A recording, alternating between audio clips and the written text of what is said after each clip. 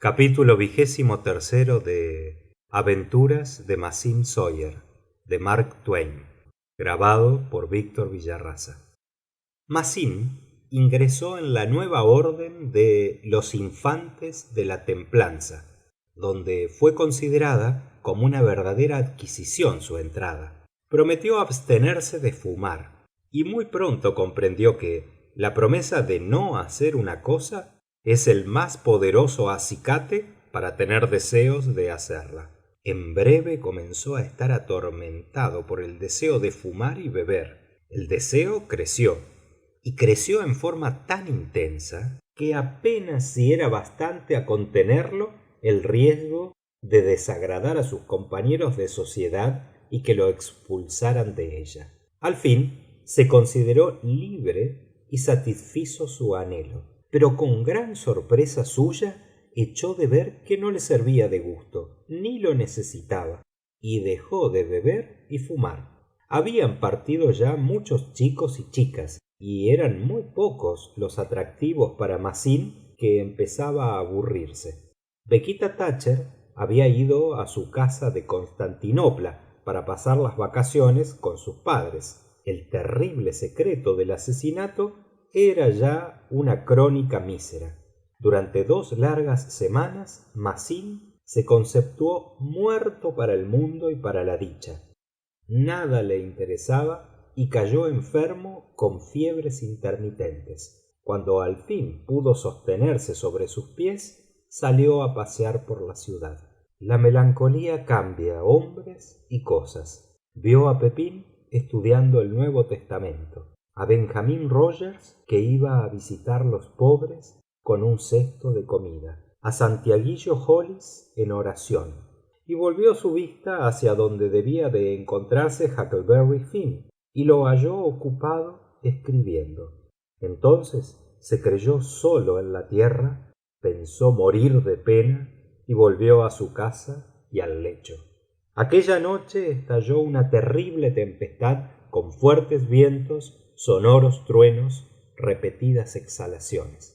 Cubrió su cabeza con el gorro de dormir y se acercó a la ventana, preso de horror, creyendo firmemente que todo aquel estruendo, que toda la tormenta venía por él.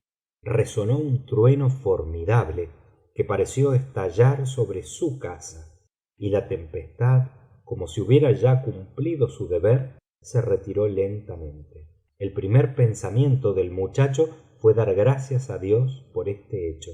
El segundo fue el de esperar, por si acaso venían más tormentas. Al día siguiente los doctores volvieron.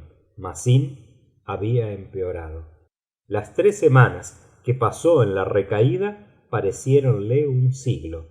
Cuando pudo salir de casa, encontró a Santiaguillo actuando como juez con una corte infantil para juzgar a un gato como asesino en presencia de su víctima, un pájaro.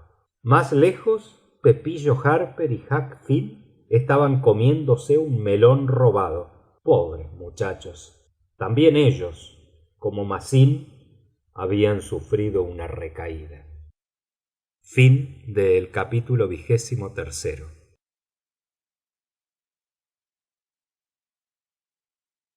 Capítulo 24 de Las aventuras de Mazín Sawyer, de Mark Twain. Grabado por Víctor Villarraza. Al fin, la soñolienta atmósfera pareció despertar vigorosamente. El asesino fue llevado a la audiencia, y la población entera se ocupó del caso. A Mazín le causó el hecho un pavor terrible. No se atrevió a ir a ver al preso, y buscó ávidamente a Huck para tener con quién hablar del asunto y asegurarse de que no había cometido aquél ninguna indiscreción. Una vez solo con su compañero le dijo: «Huck, ¿has hablado a alguien de eso?» «¿De qué?» «Ya sabes de qué». «Ah, por supuesto, ya caigo». «Ni una palabra». «Ni una sola palabra. ¿Por qué lo preguntas?» «Bueno, porque tengo miedo». «¿Por qué? Como nos callemos unos días más, ¿qué podemos temer?» Mazín se tranquilizó algo. Tras una pausa dijo: Jack, no podrá nadie decir... ¿Decir qué? Eso, tú... Yo, aunque se empeñasen la mitad de todos los diablos, no me lo harían decir. Bien, muy bien. Ya veo que mientras callemos estamos en salvo, pero ¿hablarás? Juremos otra vez más no decir una palabra. Jura, Jack. Juraron con toda solemnidad de nuevo. Bien, y ahora dime, Jack, ¿qué se dice de él? No sé, solo oigo perico maf por todas partes, como yo, y no me atrevo a escuchar. ¿No sientes pena por él alguna vez? Ya lo creo, siempre. Era un hombre que no ha hecho nunca mal a nadie. Bebía bastante y le gustaba mucho el pescado, pero, señor, a todos nos gusta, Masín? Pero era compasivo, bueno, y una vez me dio medio pescado porque no tenía bastantes para los dos, y muchas veces me ha dado cosas. Sí, era bueno, Jack. Yo querría poder salvarlo. Y yo, y entre los dos podríamos hacer algo bueno. Sí que podríamos. Algo como decir que él nunca hizo aquello. Sí, Masín. Y lo que más rabia me da es que todos vayan ahora contra él y le llamen asesino, sorprendiéndose de que no haya hecho muertes antes. Sí, así dicen. Y hasta he oído decir que si estuviera libre, lo lincharían. Ya lo creo que lo harían. Los muchachos tuvieron larga charla que les proporcionó pequeño consuelo. Como maquinalmente se dirigieron hacia la cárcel, cual si esperasen que sucediera algo que pusiera en claro las cosas, pero no sucedió nada. Parecía que ni ángeles ni hadas se interesaban en lo más mínimo por la suerte del infeliz. Los chicos hicieron lo que solían hacer antes: acercarse a la reja de la celda y dar a Perico algo de tabaco y fósforos. Estaba tendido en el suelo y no tenía centinelas de vista. Su gratitud por los dones infantiles hacía remorder la conciencia de los muchachos, y ellos hallaron cobarde y traidor hasta el último grado su conducta cuando le oyeron decir: habéis sido muy buenos para mí, muchachos, mejores que ninguna otra persona de la ciudad. Y no lo olvidaré, no lo olvidaré. Con frecuencia me digo a mí mismo, he dado cosas a algunos chicos y les enseñé donde había buen pescado y fui amigo de ellos. Y ahora todos olvidan al viejo Muff cuando sufre una tribulación, pero Tomasín no, ni Jack tampoco. No han olvidado ellos a mí. Yo... y yo no les olvidaré a ellos. Bueno, muchachos, yo hice una cosa mala. Beber y holgazanear, esto es lo único que he hecho en mi vida, y ahora lo pago. Es justo. Ya hablaremos de esto. Sois mis amigos y necesito deciros que si no hubiera sido un borracho, no estaría aquí. Vuestras visitas son un consuelo para mí. Volved, volved alguna vez y tocadme, estrechadme la mano así, eso es. Gracias, muchachos. Disponed siempre de Pedro Muff, que hará siempre por vosotros todo lo que pueda. Masín volvió a su casa en estado miserable y su sueño estuvo plagado de horrores aquella noche. Al día siguiente y al otro dio incesantes vueltas alrededor del patio, luchando con el casi irresistible impulso de ir a la cárcel, pero se obligó a sí mismo a quedarse. Lo mismo aconteció a Jack. Las audiencias principiaron con gran concurrencia de público varonil y femenil.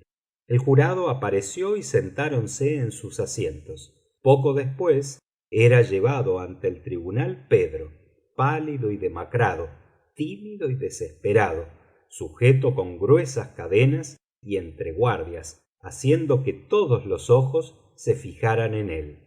No menos notable era Jocelyn Injún, tan estólido como siempre. Oyóse el acostumbrado murmullo entre los abogados y el rumor de las hojas de papel sellado que se mueven y doblan.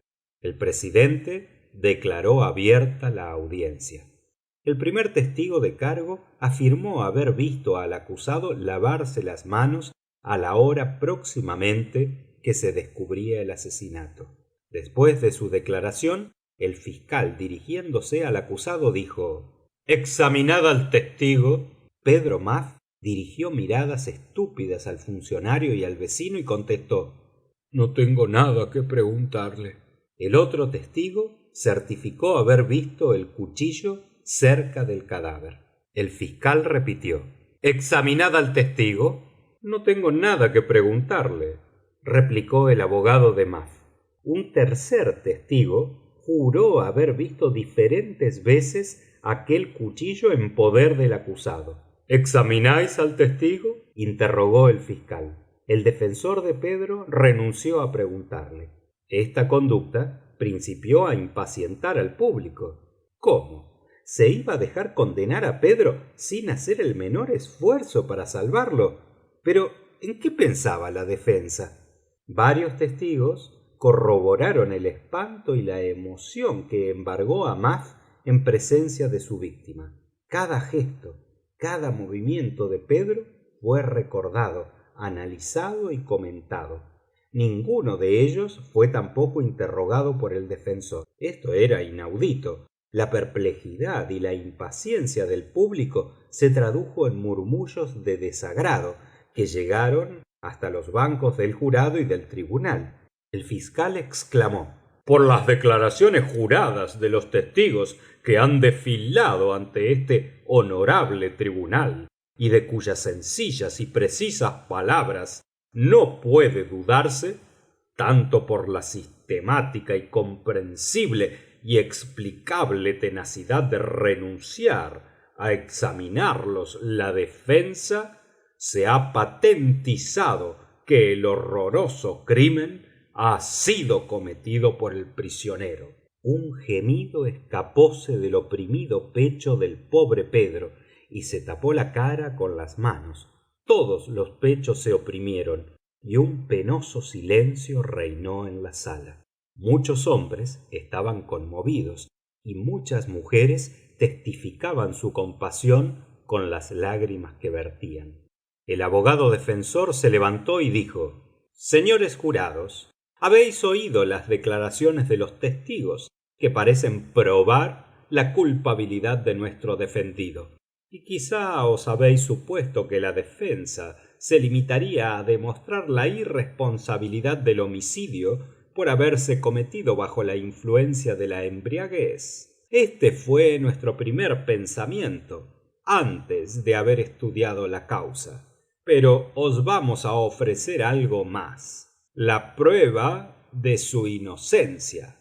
Y dijo a uno de sus pasantes: «Llama a Tomás Sawyer». Estas palabras despertaron el mayor interés en la asamblea, sorprendiendo hasta al mismo acusado. El muchacho, muy pálido, medio asustado, llegó ante el tribunal y prestó el juramento de práctica. «Tomás Sawyer, ¿dónde te hallabas el 17 de junio a medianoche?» Massín vio la mirada acerada de Jocelyn Injún clavada en él y se aturdió, paralizándosele la lengua.